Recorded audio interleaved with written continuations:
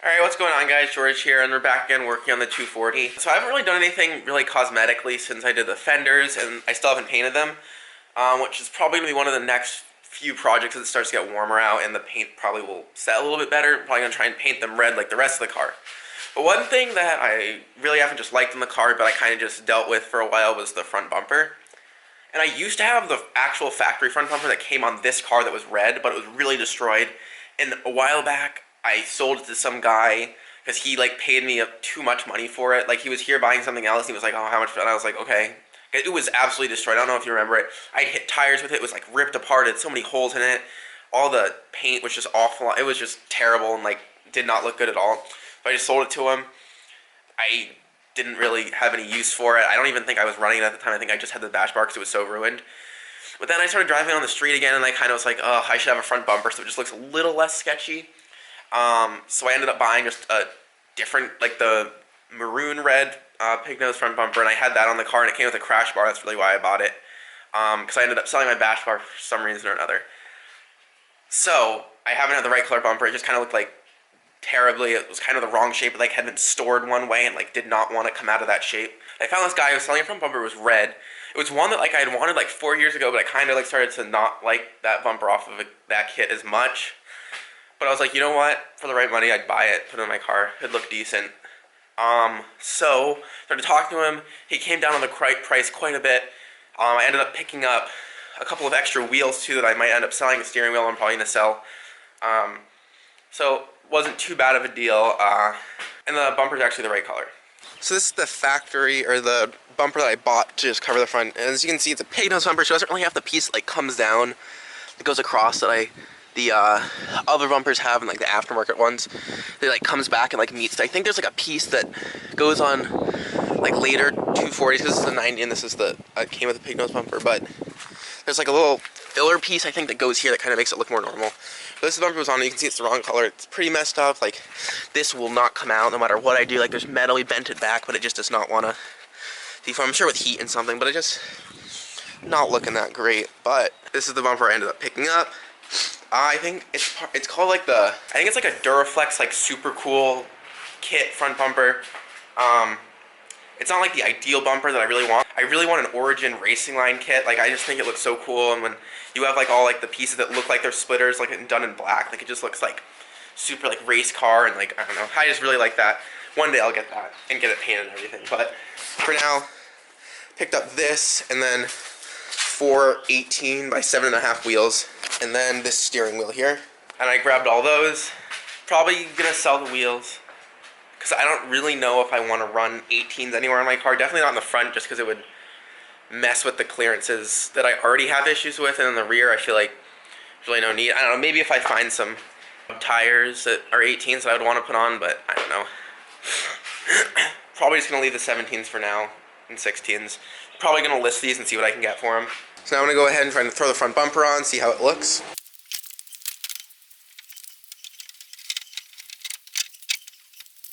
So as you can see, it doesn't fit perfectly here. I guess that's just a function of fiberglass. Something was probably molded wrong, or my car's just a little too bent. But on this side, you can see, fits up super nicely behind the fender. And like, it's not even like bolted in, it's just like on. I'm gonna close the hood and see how the clearance is. So there's an extremely massive gap between the hood and the bumper. I don't know if it's functional where the bumper's sitting or my car's bent or I have the hood spacers. Also, the fenders aren't fitted right, hood's not fitted right. You can see the hood actually overlaps the fender, which could be because I mounted the fender wrong, or I don't know. That hood's not really straight on this side. We could trying to altering like the hood, bending it, not bending it, but moving it over so it clears a little bit better. But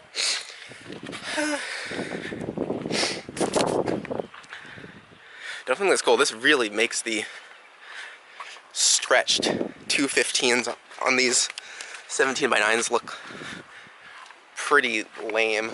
I really want to put a bigger tire on it so it doesn't look as lame, also so I don't understeer as much. So the car's a little more balanced, but also this side of the car is probably about 1 inch lower than this side of the car. So maybe I can lower this side down too. But I'm gonna try and make the front of the hood meet the bumper in a slightly better way.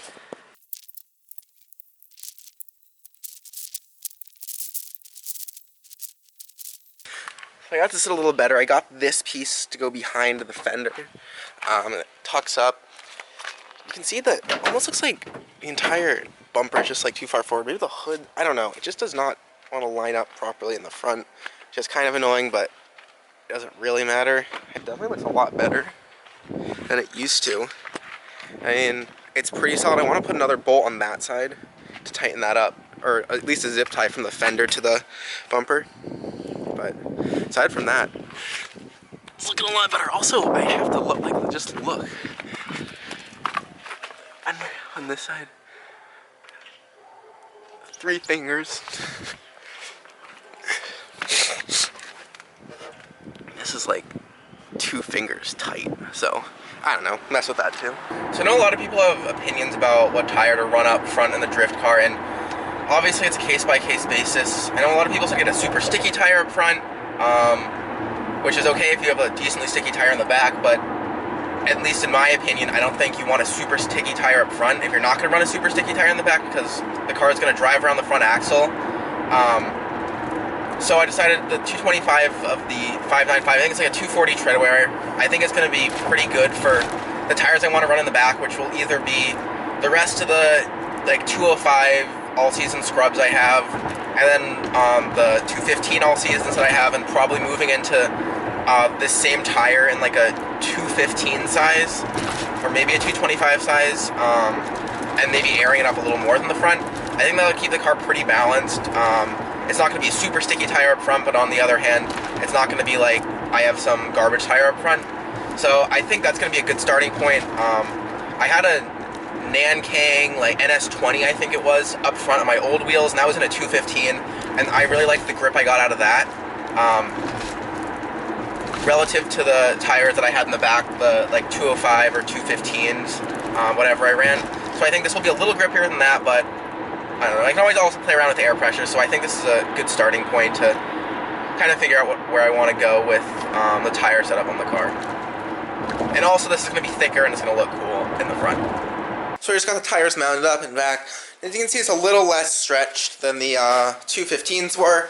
I know it's definitely not square, but as you can see, like the sidewall is kind of tapered in.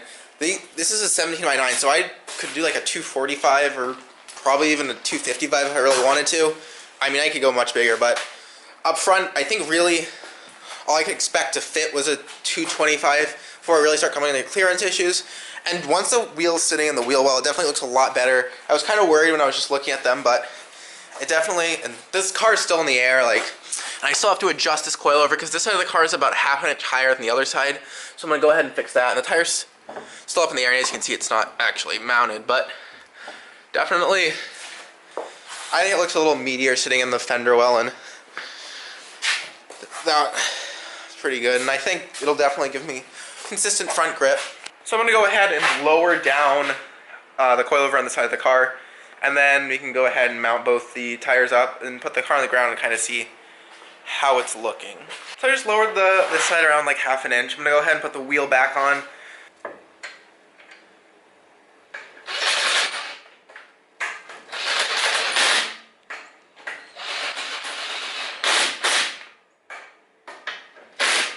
Got the wheel bolted on, got the coilover lowered down a little bit.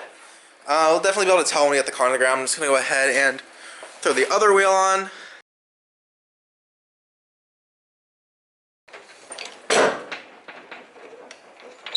So this side's sitting a little bit lower. The tire definitely is going to talk. I'm not worried about any fitment. Looks pretty good with the fender. And then same on that side. There's a lot of toe out just between the fact that I had to align the car at a drift event because I had to replace the tie rods, and this tire seems really far back in this fender well. I'm going to have to see how the caster's adjusted, and also the fender might just be too far forward and another thing, so we can look at both of those. So now I'm going to go ahead and try and paint my fenders. I went ahead and got some color matched paint to the actual paint color of the car, so they should look better than they will gray. It's in a spray can, so it's not ideal, and it's a single stage, so it should be pretty simple to put on. I don't know, I kind of just want to know how it goes. I know it'd be better, it would probably look better if I got a paint gun and a compressor and got the paint that way and put it, like, made a little booth and like did that. I'm sure it'd look better. But I kind of just want to do it this way, see how it goes. It's not like I'm going to be ruining the fender. I can always paint it again. And this is kind of just like an easier way to do it. And if it turns out good, I think that's adequate for this car right now, just looking at all the other body panels. And it's not really worth spending a bunch of money on something that eventually I'm probably going to hit something and crack the entire fender in half. So we'll get started with that, see how it looks, and hopefully come out with a better product at the end. So I just sanded down the fender with some 320 and then 400 grit. And I started out with some 180 on like the rougher spots, like this drip right here from the fiberglass, I'm assuming. I'm going to go ahead and wipe it down with some isopropyl alcohol just to get all of the finger grease off of it. And then I'm going to go ahead and start painting. Oh yeah, that was right. I got it. Oh, can I hold that down? I don't know. I think it released the stuff.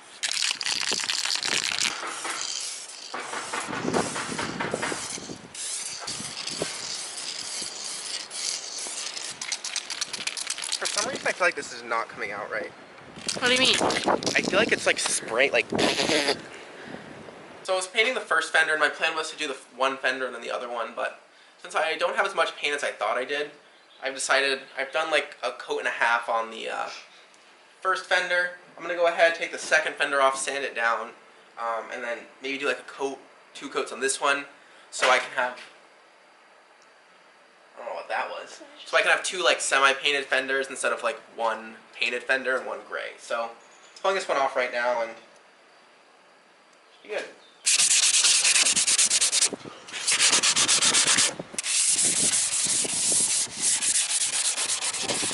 So just finished painting up the fenders, and we did run out of paint. Definitely some spots where I want a little more. I didn't paint here because the bumper covers that, so I figured it wouldn't be worth it to waste stuff on that. Same on this side. You can see right here where I sanded it too thin, and I kind of got the primer that he put on, and he made the fenders off, but there's not going to be light behind the fender, so it doesn't really matter. So you won't really be able to see that. You can only see it when there's like the sun coming at it. So we got the fender on the car here. It's not bolted up or anything, but and as you can see, it did not come out well. I think it's mostly because when I was like spraying out of the can, it really just came out like I don't know, spurty. Like it wasn't a smooth coat.